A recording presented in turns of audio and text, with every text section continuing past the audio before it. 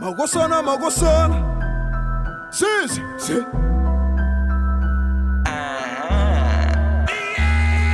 Ondipo salipa mila olonda bwela pa chipi. Zina ndicho lasto ukufusa kuti vichi. Mukemu ndikushuta ngati ndikumenya nipi. Ine soba mani ni mamukwesa majini. Punch after punch ndine shauli ni master. Moto kuubusa ngati ndabwela ndi pasta. Iwe ndikamadzi usamazi tame mpwanga. Life ukuliva puu ine ndi wapaka.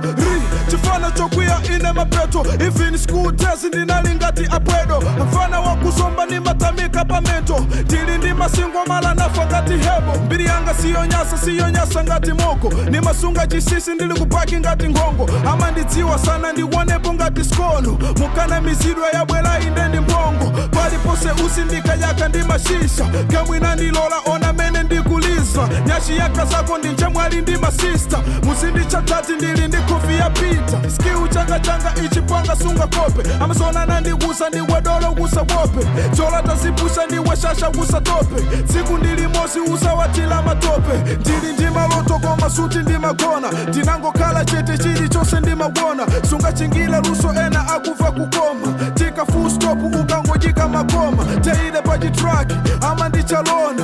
Ine ndima chini ndikungo funika nyota. Ama ndichula sala hasa kwa kandiwona. Napusisa ndeka ola mapanga sopo.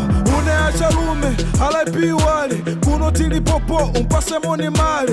Uku ndikubwela akamufuse mwale. Tine episoni wonditisa matafale. Chifana chovaya undichingamire. Flow yanga siya tete undikakamire. Tili supa ngati guru undimatilire. Uku ndikuyamba sindina malise ndimapanga sosateka. Sindimangolota utilidwa mazi tili pakolokota. Taipo ndafada siti kuona pokota.